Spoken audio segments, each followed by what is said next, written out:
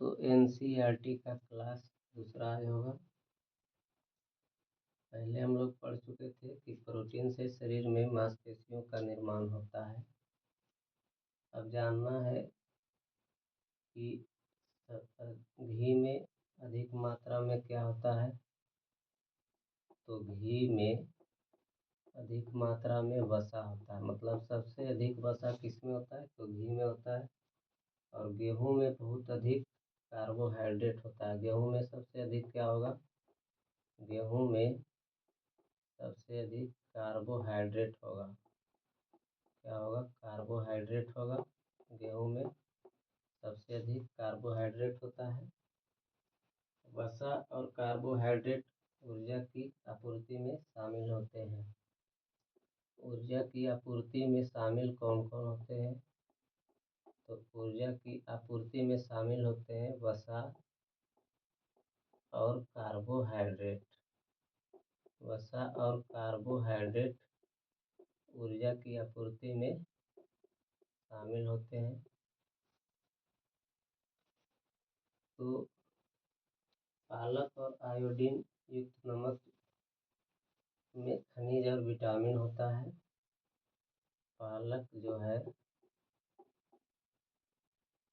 और आयोडीन युक्त जो नमक होता है, आयोडीन युक्त नमक, इसमें क्या होता है, पालक और आयोडीन युक्त नमक में तो खनिज होता है और विटामिन होता है। खनिज और विटामिन होता है।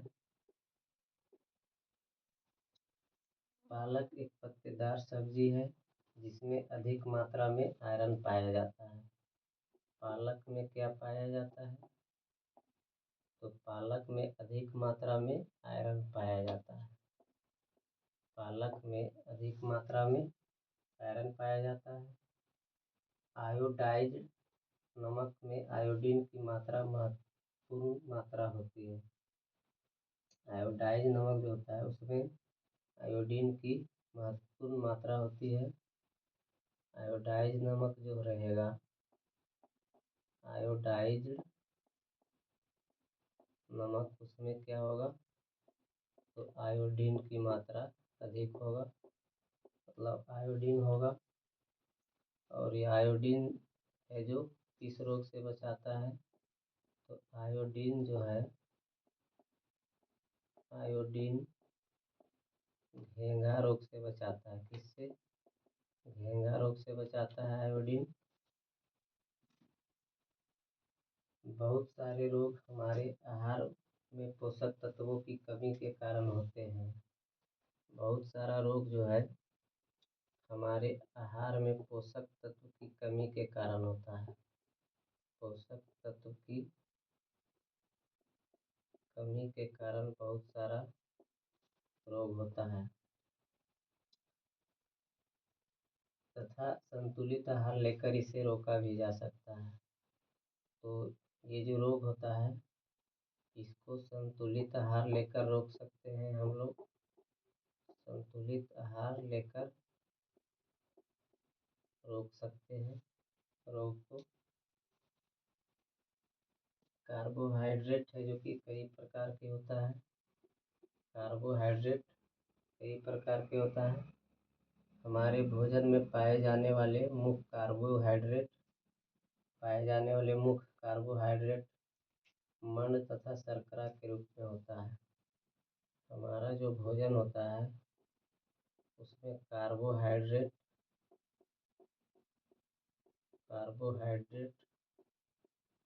किस रूप में होता है, तो मंड तथा शर्करा के रूप में होता है। हमारे भोजन में कार्बोहाइड्रेट मंड यानी कि स्टार्च और शर्करा के रूप में होता है। वे तत्व जो हमें वृद्धि और कार्य करने के लिए ऊर्जा देते हैं उन्हें पोषक कहते हैं। वैसा तत्व जो हमें वृद्धि और कार्य करने के लिए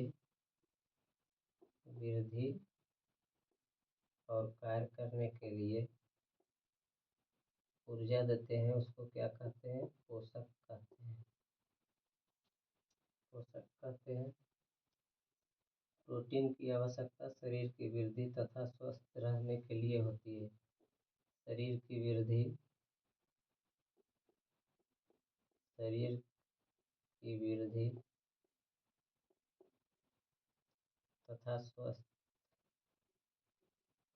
तथा स्वस्थ रहने के लिए किसकी आवश्यकता होती है? तो प्रोटीन की। शरीर की वृद्धि और स्वस्थ रहने के लिए प्रोटीन की आवश्यकता होती है। विटामिन कई प्रकार के होते हैं। विटामिन तो कई प्रकार के होता ही है।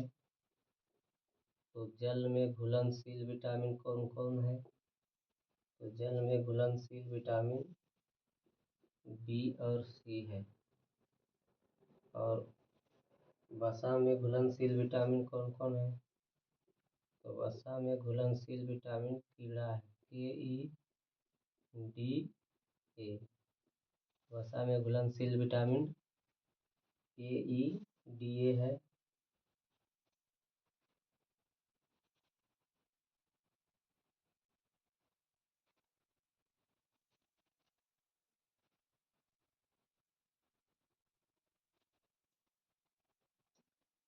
तो विटामिन ए जो है, विटामिन ए हमारी त्वचा और आँखों के लिए ज़रूरी है। विटामिन ए जो है त्वचा और हमारी आँखों के लिए ज़रूरी है, मतलब आँखों को स्वस्थ रखता है। अब विटामिन सी जो है घाव भरने में सहायक है। विटामिन सी घाव भरने में सहायक है और रोग प्रतिरोधक क्षमता देता है। रोग प्रतिरोधक क्षमता देता है विटामिन सी। विटामिन सी रोग से लड़ने में सहायक है, यानी कि रोग प्रतिरोधक क्षमता देता है। और विटामिन डी जो है हमारी अस्थियों यानी कि हड्डी, अस्थि और दांत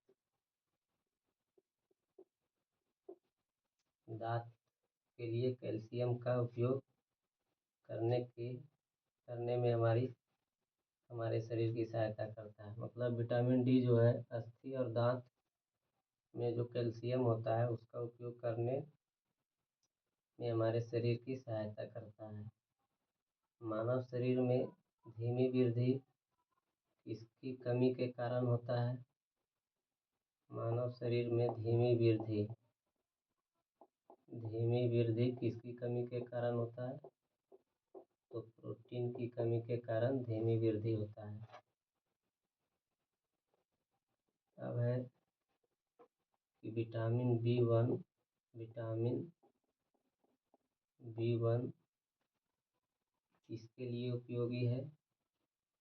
तो विटामिन बी वन कार्बोहाइड्रेट के पाचन में सहायक होता है।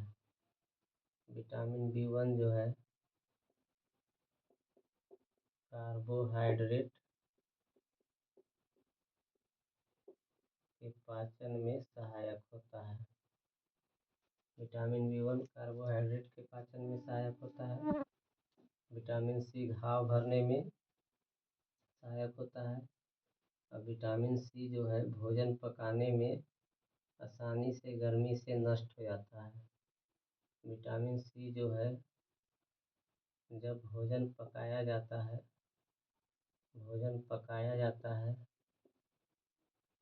तो यह नष्ट हो जाता है। विटामिन सी जब भोजन पकाया जाता है तो गर्मी से यह नष्ट हो जाता है। विटामिन ए की कमी से रतौंधी होता है।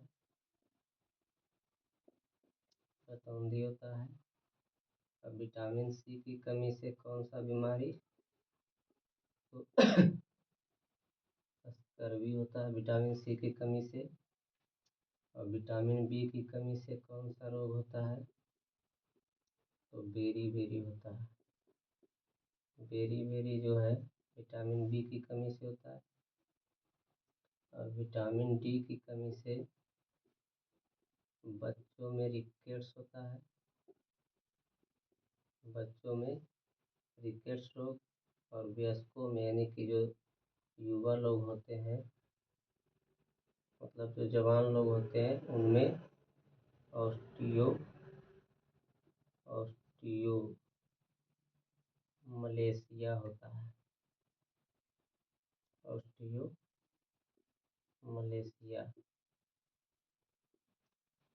ऑस्टियोमलेशिया होता है विटामिन डी की कमी से युवा लोगों में, और बच्चों में रिकेट्स होता है। यदि प्रोटीन तथा कार्बोहाइड्रेट दोनों ही किसी व्यक्ति के आहार में लंबे समय तक अनुपस्थित रहे तो उसकी वृद्धि पूरी तरह से अवरुद्ध हो जाएगी। कोई व्यक्ति है और उसके शरीर में प्रोटीन और कार्बोहाइड्रेट दोनों यदि जो बहुत समय से नहीं रहा किसी व्यक्ति के शरीर में, तो उसका शरीर जो है वृद्धि नहीं कर पाएगा। उसका विकास जो है वृद्धि पूरी तरह से अवरुद्ध हो जाएगा। मतलब वृद्धि जो कि पूरी तरह से खत्म हो जाएगा, वृद्धि नहीं होगा, सीधा बात है। फंक नामक वैज्ञानिक ने विटामिन की खोज की। विटामिन की खोज किसने की? तो फंक नामक वैज्ञानिक ने विटामिन की खोज की। और कब की? तो 1912 में। 1912 में की थी। प्रोटीन मानव शरीर की कोशिकाओं का निर्माण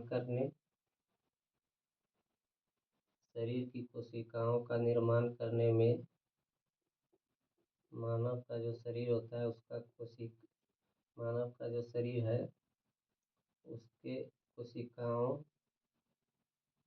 का निर्माण करने में प्रोटीन सहायक होता है। प्रोटीन है जो मानव शरीर की कोशिकाओं का निर्माण करने, शरीर का पोषण करने,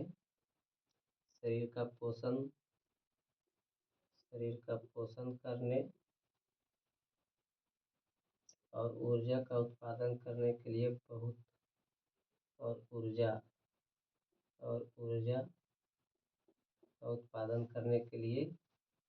बहुत ही महत्वपूर्ण पोषक तत्व है। मतलब प्रोटीन जो है कोशिका का निर्माण करने के लिए और पोषण करने के लिए और ऊर्जा का उत्पादन करने के लिए बहुत उपयोगी होता है प्रोटीन। वसा की अधिकता से चर्बी और वजन बढ़ता है। यदि जो वसा अधिक हो जाएगा तो क्या होगा? चर्बी बढ़ेगा और क्या? वजन बढ़ेगा।